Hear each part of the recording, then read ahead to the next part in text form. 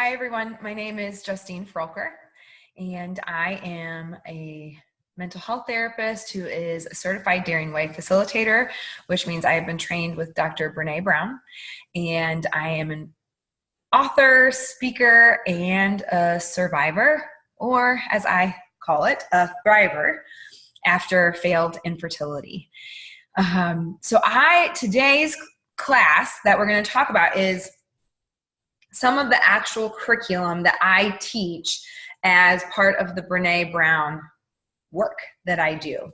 So for those of you who don't know me or my story, I had 2 back surgeries in high school, required a year of my life be spent in a body cast, and I was told that pregnancy would be difficult, and frankly, I was not really willing to try with the limitations of my body. And my husband and I did a couple rounds of infertility treatments with a gestational surrogate, and it didn't work. So we live what I call a child-full life, and we have lots of kids in our lives, and I have worked hard to create and receive lots of different ways to mother. And after our infertility journey, I discovered the work of Dr. Brene Brown. She is a shame and vulnerability researcher. I have been trained with Brene for the last 4 years, and this work has changed my entire life, and I know is one of the missing components in the infertility and loss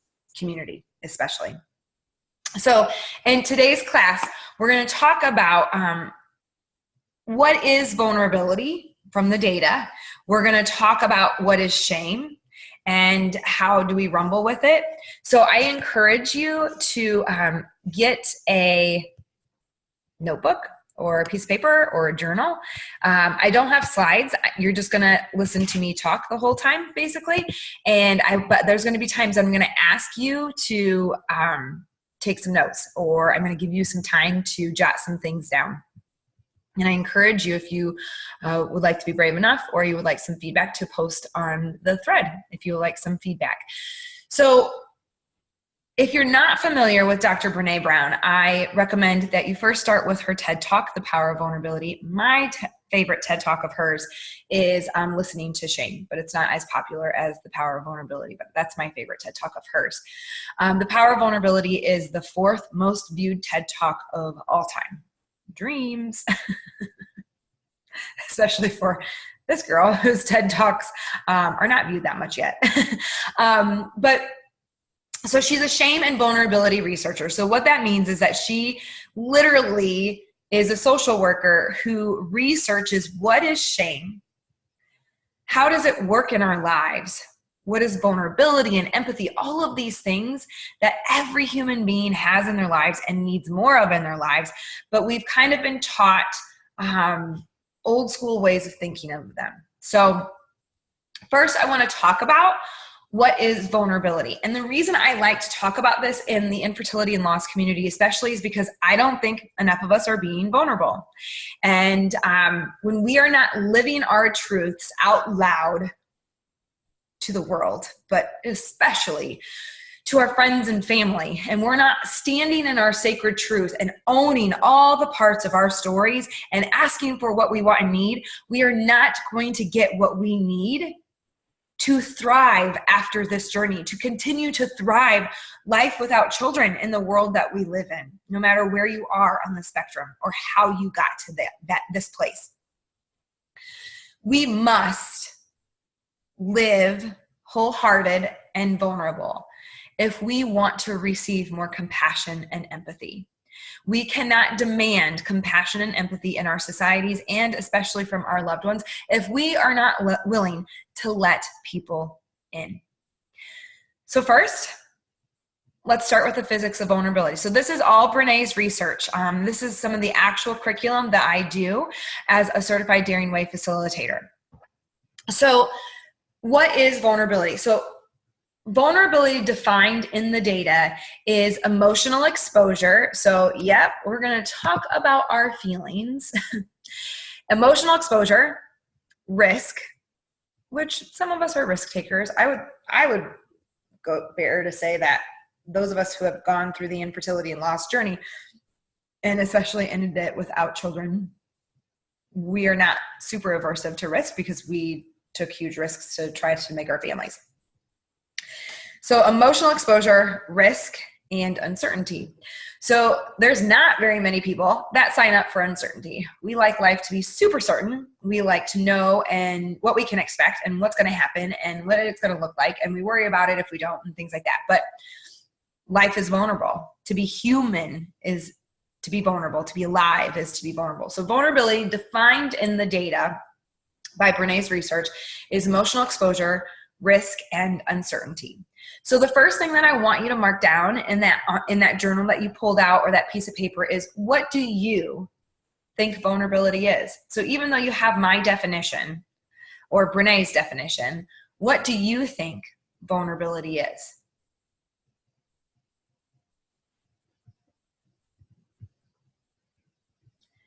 Now in the data, the absolute most delivered word in the data when we ask people what vulnerability is naked or exposed. In the data, what Brené found is that there are actually 4 myths of vulnerability. So the first myth being that vulnerability is weakness. Our cultures definitely promote this myth. You don't talk about how you feel. You do not show emotion. To be vulnerable is to be weak. That's a myth.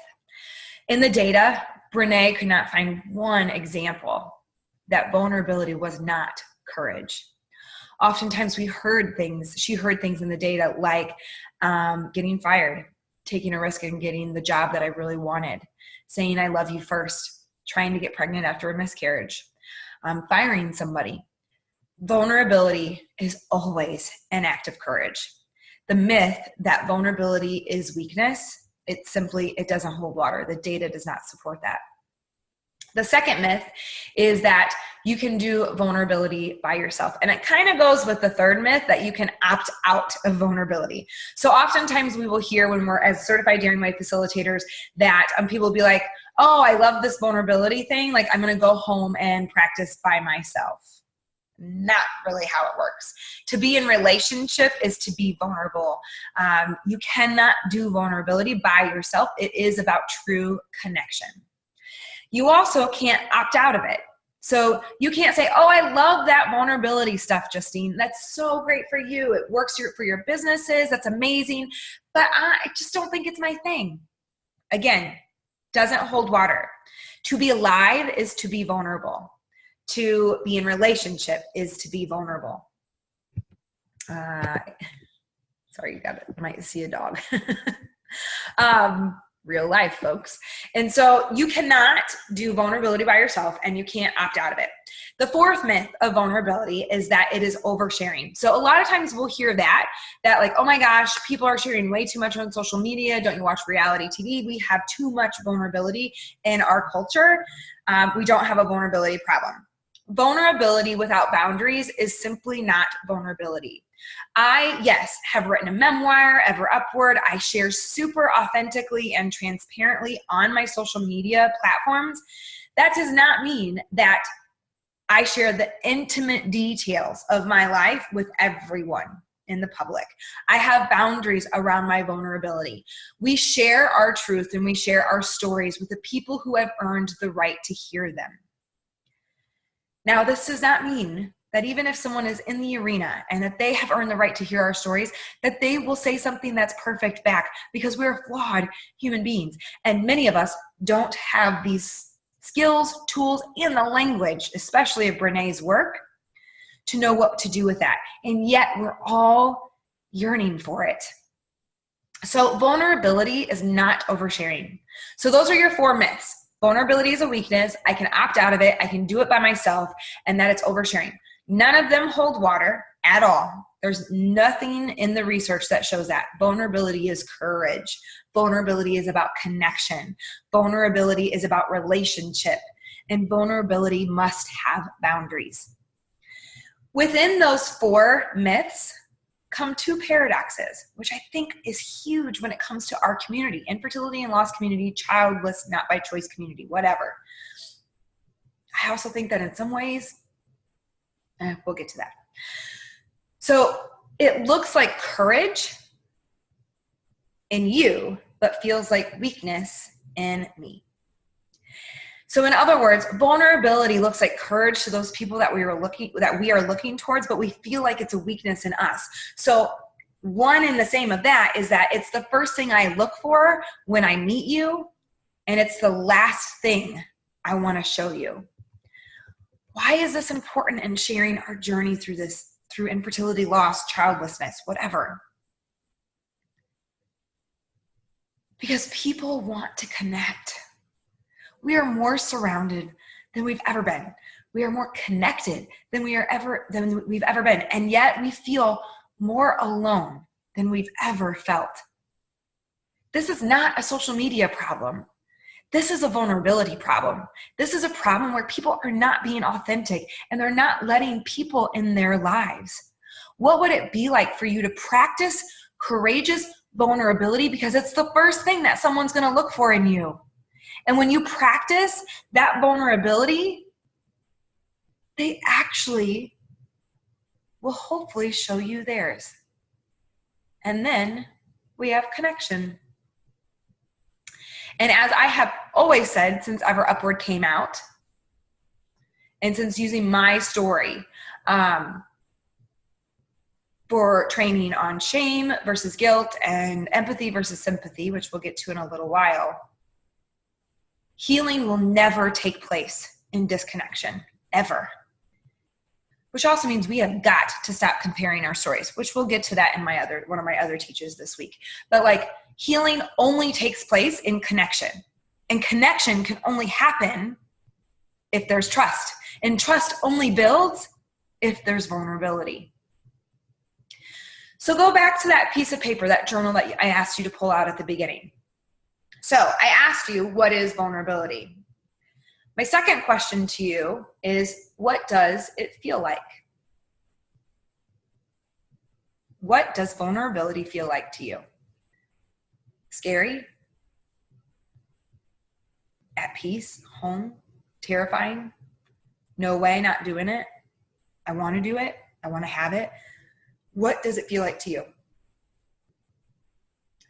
Next is a little bit tougher of a question, even though it comes across as simple. What did you believe when you were growing up? How did you grow up believing vulnerability was? Now, there's a couple things to take into consideration here. Most of us did not grow up in homes that we were encouraged to get curious about our emotions. Most of us, our parents just didn't have those skills. I do think it's changing. By God, if I have anything to do with it, it's changing. And same with Brene. But I want you to think about, did you get different messages from your mother figure versus your father figure? Was vulnerability spoken but not shown? Was it shown but not spoken? Was it a different message for the different kids? Like if you were the male versus the female, or the oldest versus the youngest, or if you had a sibling that was ill, or maybe you were the ill one versus the healthier one. Think about those mixed messages. So the absolute biggest one that we hear in my workshops and intensives is that, yep, my mom told me I could tell her anything. And then when I did, she freaked out. She raged, she hit me, or she hit the wall. She cried hysterically and sobbed. To a child, that is a mixed message. You tell me it's safe to talk about my feelings. And then when I do, it's no longer safe. So how did you grow up believing vulnerability was? Write that down.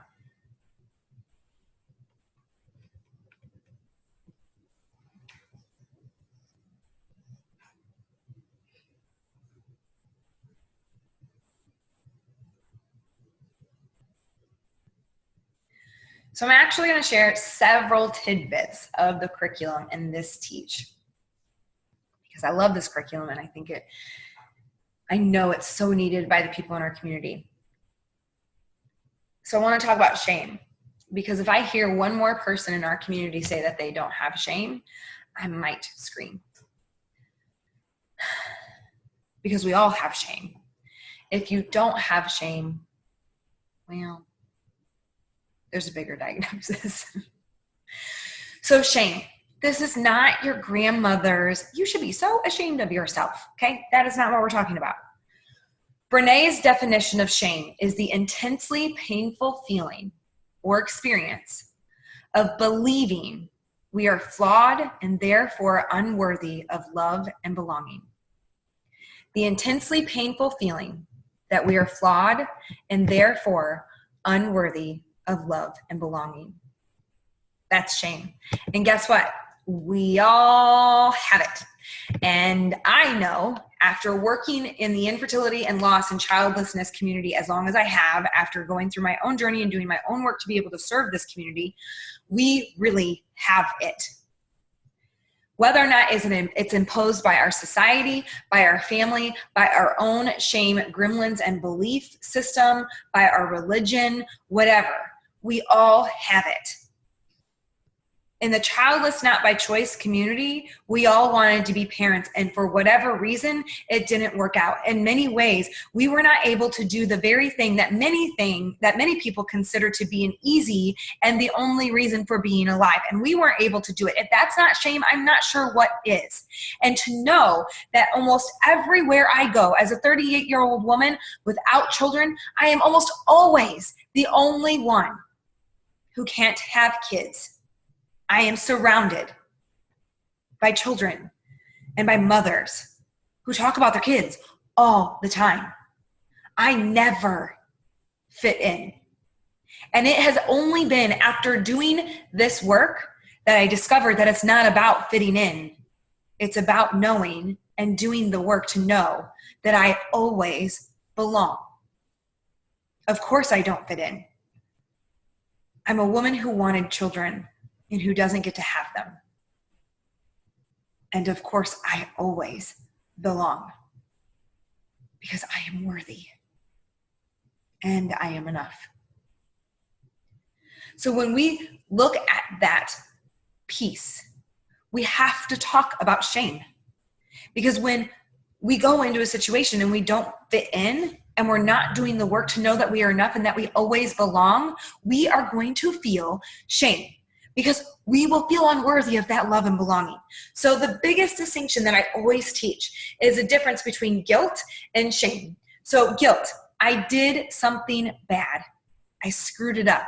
I hurt someone. It's focused on the behavior. Shame, I am bad. It's focused on self. So what we know in the data is that your shame self-talk versus guilt self-talk is fairly set in stone by the time you're in the 5th grade.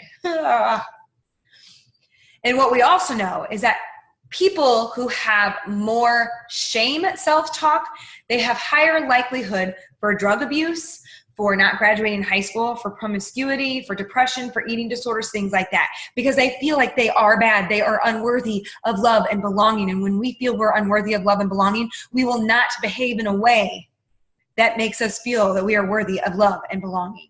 Versus people who have guilt self-talk, they actually are not at higher risk for not graduating, promiscuity, things like that. Because what we know is that guilt is motivating for change. If I know I screwed something up and I made a mistake, I am more likely to change something because that's cognitive dissonance. I don't feel good about the decision I just made, so I'm going to change it. It's not in alignment with my values. Versus if I am a shame self-talker, if I make a mistake, my self-talk is, you effing idiot. Why did you say that? Why did you do that? Why can't you just get your stuff together? Why didn't you just keep trying until you had kids like everybody else?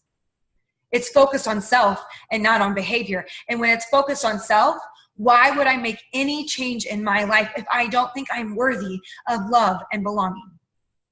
That's the difference between guilt and shame.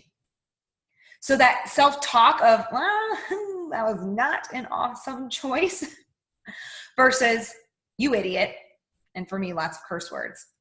That's that self-kindness, that self-talk. Kristen Neff is a phenomenal resource for this. Kristen Neff, Neff. Her book is Self-Compassion. Her website is selfcompassion.org. There's a free assessment on there. I highly recommend it. I mean, I am a plethora of resources. I am a true seeker. And so if you go to my website, JustineFroelker.com, you can go to the resource tab, and there's tons and tons and tons of resources there, let alone if you go to my YouTube channel. I love teaching this work because it's changed my life immensely. This work, if you do the work of vulnerability, of wholehearted living and worthiness, and you work on what to do with your shame, you will have deeper relationships, more satisfying work, and you will not be a sad, bitter shell of who you once were because of your traumas, losses, and tragedies. And instead, you will have been able to make it a gift. I am a forever grieving mother and a woman who does the work to see the gifts in everything. This is the permission of the and. That I can feel two emotions at the same time, that I will always have longing in my life, and I will always choose to make it joy. So really think about, are you a shame self-talker versus a guilt self-talker? Because I'm pretty sure you knew right away as I described it. Some of the other shame work shame stuff that we do in the work is that we talk about shame shields. So what happens when I feel this shame rumbling up in my body? And for me, my shame symptoms are a pounding heart, churning belly, and I feel like a Dementor from Harry Potter comes and steals my voice and my light. Most likely, your shame triggers are something in your head, your chest, and your belly. So it might be racing thoughts or tunnel vision or no thoughts. It might be racing heart or pounding heart or a weight on your chest. It might be churning belly or a pit in your belly. But that's how you know you're in shame, okay? Or that you're emotionally triggered. When I know I'm emotionally triggered and I'm in shame, and since I know how to work on my shame, I also know that I have shame shields that I can pick up. There's 3 of them that come from the research. So moving away, if I were to pick up my moving away shield, I would secret keep and I would disappear. And so many of us in our community do this. We stop talking. We stop talking about our lost babies. We stop talking about the grief. We stop talking about how difficult it can be to be childless, not by choice, in our society. We stop talking about our journey that got us to this place. And we stop talking about that there is still joy to be found and created and fought for and received here. So if I'm in shame and I pick up my moving away shield, I disappear from my life. I secret keep, which is not in alignment with my values and not standing my sacred truth. Or perhaps I pick up my moving toward shame shield, which means I people please, I perform, I caretake, which newsflash for all of you women, people pleasing and caretaking are not badges of honor of who we are. They are shields that hide who we truly are, and they are based on shame. You are more than the roles that you play to your loved ones. So that's moving toward people-pleasing, performing, caretaking. I used to do this, especially when it came to the infertility community. When the book first came out, I would do whatever and say whatever they wanted so that they would accept me, because I was scared to death of being rejected by another area of my life, let alone this community that I didn't quite fit in anymore.